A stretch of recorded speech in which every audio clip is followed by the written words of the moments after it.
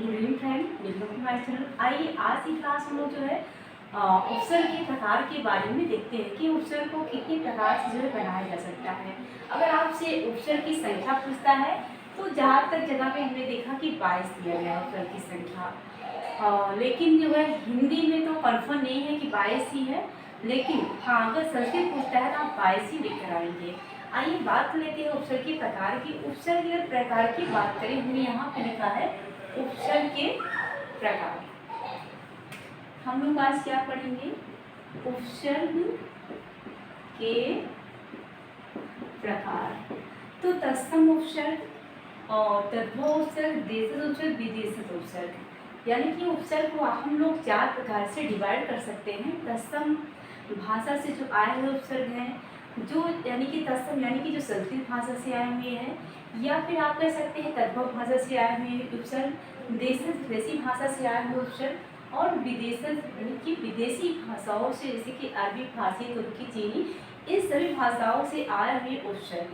तो उपसर्ग को हम लोग 4 प्रकार से बांटते हैं। आइए देखते हैं जो तत्सम उपसर्ग होते हैं। आप यहाँ पे एक चीज और भी पढ़ सकते हैं, जैसे कि तद्भव किसे कहते हैं, तत्सम किसे कहते हैं, ये चीज भी यहाँ पे आप देख सकते हैं। अगर हम तत्सम की बात करें तो तत्सम ये शब्दांश होते हैं जो संस्कृत भाषा से हिंदी में आए हैं, जो संस्कृत भाषा से हिंदी में आए हैं वो तत्सम है। और जबकि अगर तद्भव की बात करें तो संस्कृत भाषा के वे रूप जो अपने रूप को बदलकर हिंदी में आए, संस्कृत भाषा के वे रूप जो अपना रूप बदलकर हिंदी में आए वे तद्भव कहलाए। और जो है संस्कृत भाषा से हिंदी में आ गए वो हमारे क्या कहलाए, तत्सम कहलाए। इसके बाद आता है विदेशी शब्द, यानी कि विदेश की विभिन्न भाषाओं से हिंदी में अपना जो अपना लिए गए हैं, देश की विभिन्न भाषाओं से जो हिंदी में अपना लिए गए वे क्या है, देशज शब्द है।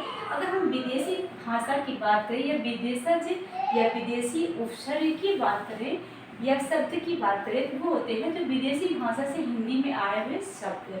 विदेशी भाषा से हिंदी में आए हुए शब्द जैसे कि अरबी, फारसी, तुर्की, यानी कि सभी भाषाओं से आए हुए जो शब्द है, चीनी, तो इन भाषाओं से आए हुए शब्द है ये विदेशी शब्द कहलाते हैं। जब हम लोग पढ़ क्या रहे हैं, विदेशी उपसर्ग को देखेंगे आगे कि किस तरह से विदेशी भाषा से हमारे उपसर्ग हैं वो हैं, क्या तत्सम भाषा से किस तरह से तत्सम के उपसर्ग बनते हैं, कैसे जो है तद्भव के उपसर्ग बनेंगे, किस प्रकार से विदेशी भाषाओं के उपसर्ग बनते हैं। आइए सबकी पहचान करते हैं और देखते हैं। यहाँ पे हमने लिखा है तत्सम उपसर्ग, ये है तत्सम उपसर्ग। और तत्सम उपसर्ग में आपने देखा कि यहाँ पे हमने लिखा है उपसर्ग, अर्थ और उपसर्ग से निर्मित शब्द, ताकि आप अच्छे से समझ जाए। उपसर्ग क्या है, अति। अति यानी कि उसका अर्थ अगर हम बात करें, अति का मतलब होता है कि अधिक, किसी चीज की जब अधिकता हो जाती है उसे अति कहते हैं। और उसका उपसर्ग से निर्मित शब्द अगर बनेगा तो क्या आएगा, अत्यंत, अत्याचार। अगर आपसे पूछता है कि अत्याचार ये अत्यंत में कौन सा उपसर्ग लगा है, आप लिखेंगे अति उपसर्ग। अधि क्या है, अधि उपसर्ग है। अधि का मतलब होता है कि श्रेष्ठ।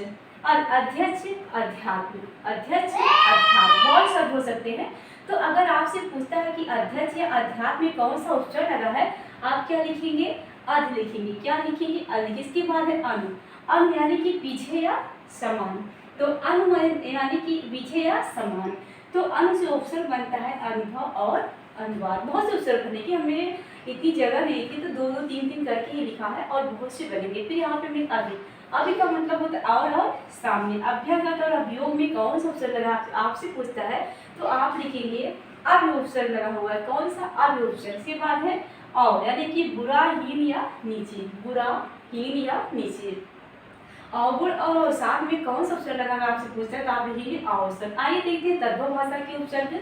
उपसर्ग हमने यहाँ पे उपसर्ग लिखा है, अर्थ और उपसर्ग से निर्मित शब्द। आ से अभाव और उपसर्ग से निर्मित शब्द है अजान और अमर। इसके बाद है अध, आधा, अधमरा, अधपका। फिर हमने लिखा है उन, उन यानी कि एक कम, जैसे कि 19 लिखते हैं तो यानी कि 20 से एक कम, 49 यानी कि 50 से एक कम।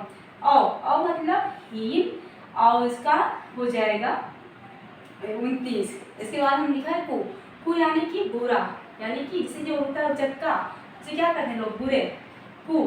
फिर है पर यानी कि दूसरा, निपुण, निपुद, निकम्मा में यहाँ पे लिखा है विदेशी उपसर्ग। गाड़ी, पेट, खिड़की, लोटा, पगड़ी, कलाई, ये सभी क्या है? विदेशी उपसर्ग है। देशज भाषा की से आए हुए जो है शब्द हैं। विदेशक उपसर्ग अरबी, फारसी, तुर्की भाषा से आए हुए शब्द हैं। इनको दो भागों में डिवाइड किया गया है। एक तो विदेशक अंग्रेजी के उपसर्ग है और कुछ यहाँ पे हमने जो है अरबी और फारसी भाषा से आया हो स्वरूप लिखा है। तो कम, कम यानी कि हीन, जैसे कि कोई पढ़ने में कमजोर है तो उसको क्या कहेगा? हीन का, वो उसे कम कहा जाता है, हीन। गैर, रहित, गैर का अर्थ क्या होता है? रहित यानी कि गैर कानूनी, इससे उपसर्ग बच सकता है। गैर कानूनी में उपसर्ग पूछता है कौन सा उपसर्ग लगा है? गैर। ला, ला, ला मतलब बिना। तो लाचार में कौन सा उपसर्ग है? जो है लाचार में ला उपसर्ग है। इसके बाद है हर यानी कि प्रत्येक। अगर हरदम, तो प्रत्येक अगर हरदम में उपसर्ग पूछता है तो आप देखेंगे हर उपसर्ग। फिर हमने यहाँ पे लिखा विदेशी यानी कि विदेशी भाषा को जो उपसर्ग उनके दो भागों में बांटा है, अरबी और फारसी भाषा में, दूसरा जो है अंग्रेजी के उपसर्ग में। तो विदेशी भाषा में जो अंग्रेजी के उपसर्ग से देखिएगा हाफ यानी कि आधा। आप कह सकते हैं कि हाफ पैंट में उपसर्ग पूछते आप लिखेंगे हाफ। अगर चीफ, प्रमुख, चीफ मतलब प्रमुख, तो चीफ इंजीनियर हो गया। तो अगर यहाँ पूछता है चीफ इंजीनियर में कौन सा उपसर्ग, आप लिखिए चीफ। तो इस तरह से मुझे लगता है कि हमें आपको हिंदी भाषा में उपसर्गों की संख्या जो है निश्चित नहीं बताई है। आप लोग हमें कमेंट में जरूर बताइए आपको एकदम निश्चित पता हो, क्योंकि मैंने बहुत जगह जितनी जगह पढ़ा है उतने कहीं पे दिया है, कहीं 22 दिया है, कहीं पे दिया है कि कोई निश्चित संख्या नहीं है। तो मिलते हैं दोस्तों नेक्स्ट सेशन में। Thank you.